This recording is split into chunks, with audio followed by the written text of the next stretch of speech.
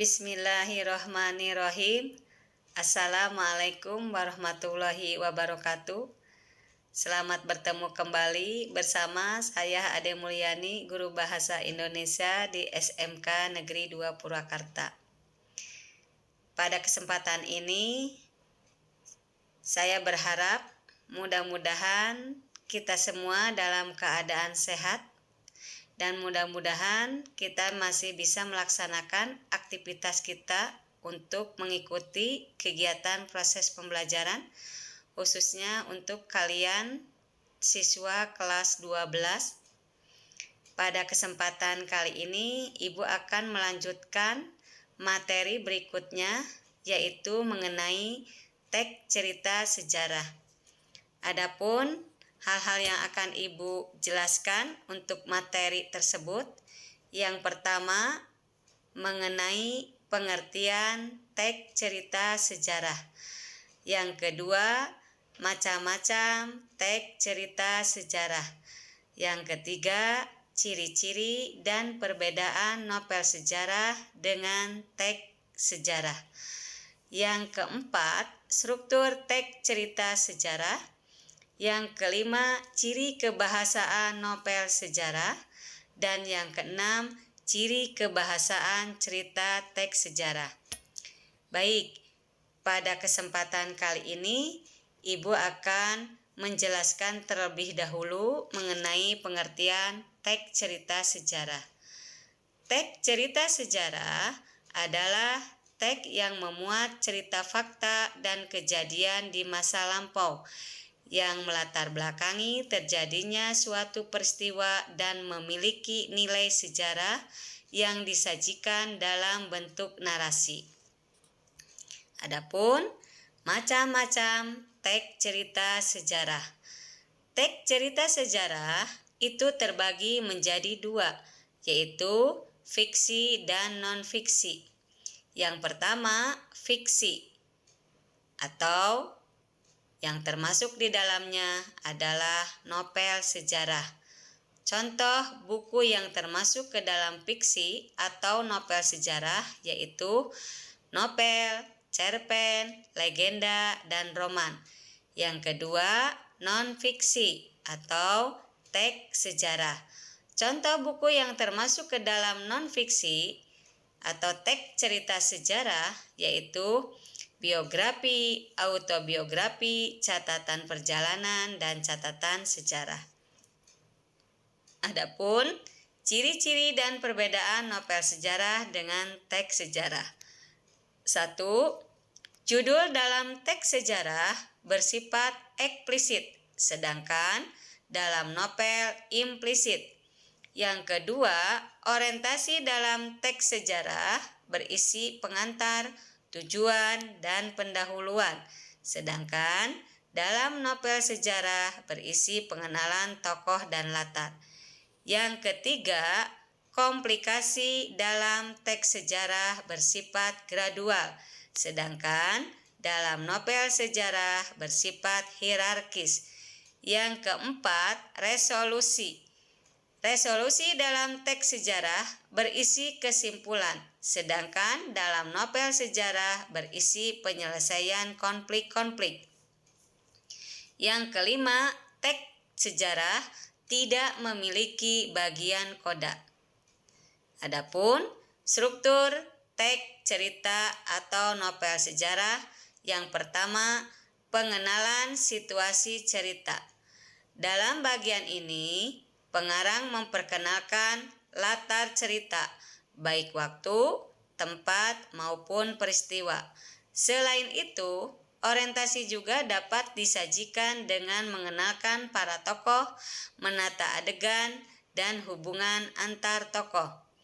Yang kedua, pengungkapan peristiwa. Dalam bagian ini disajikan peristiwa alam yang menimbulkan berbagai masalah, pertentangan, ataupun kesukaran-kesukaran bagi para tokohnya. Yang ketiga, menuju konflik.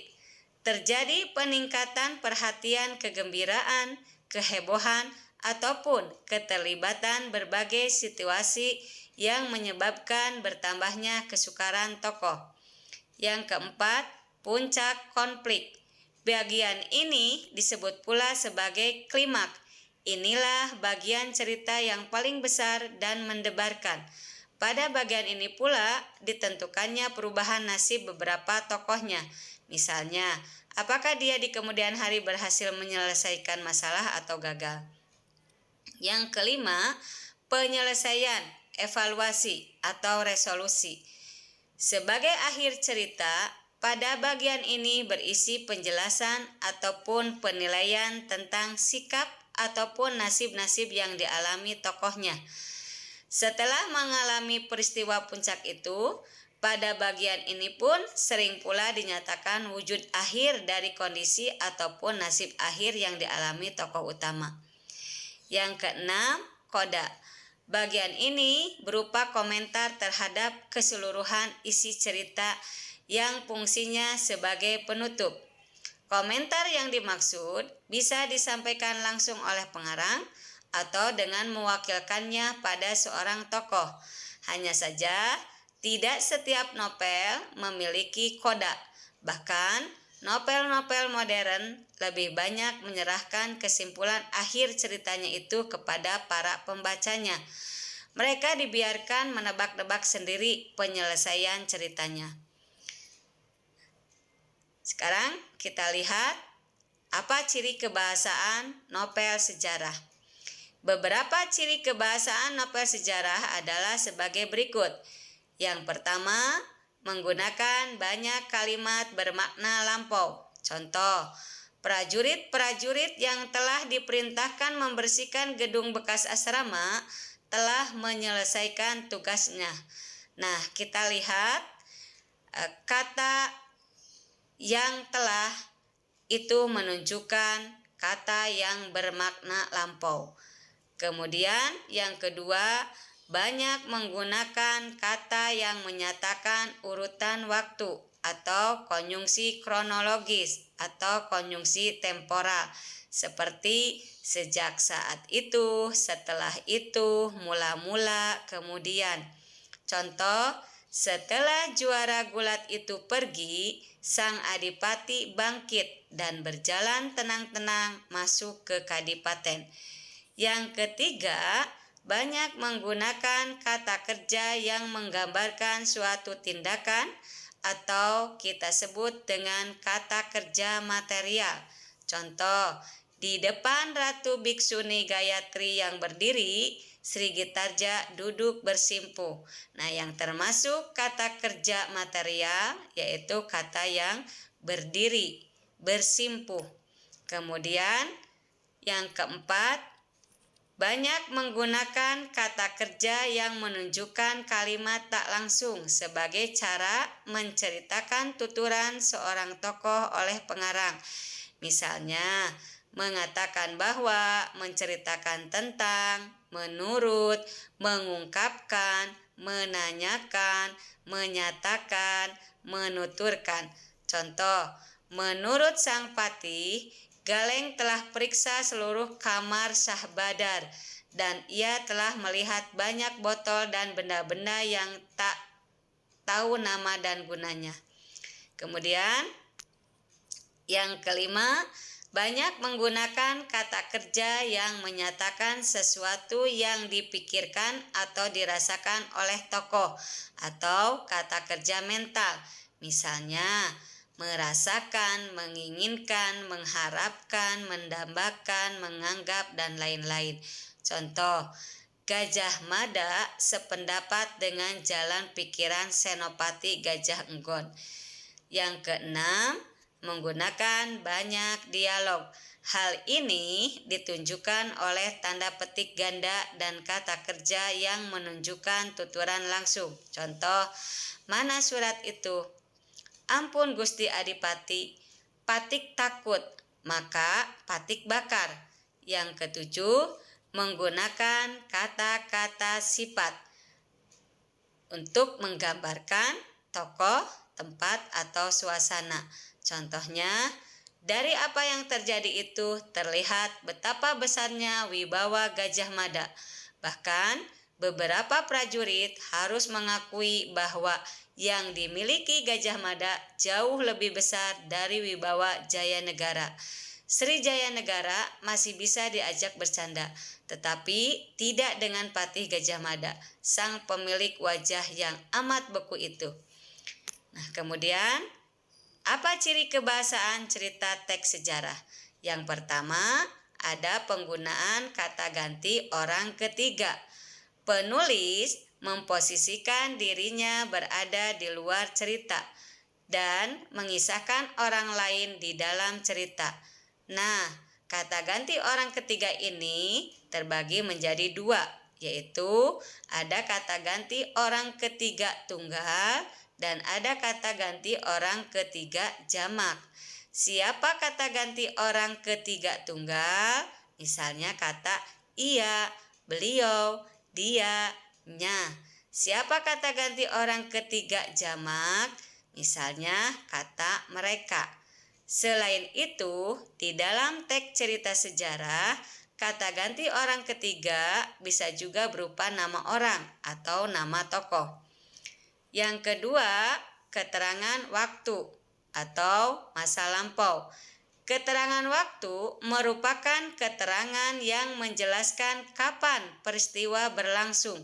Biasanya menunjukkan masa lampau. Contohnya, pada zaman, waktu, pada zaman, pada waktu, pada tahun, dan lain-lain. Yang ketiga, keterangan tempat. Keterangan tempat adalah keterangan yang menunjukkan dan menginformasikan lokasi peristiwa sejarah.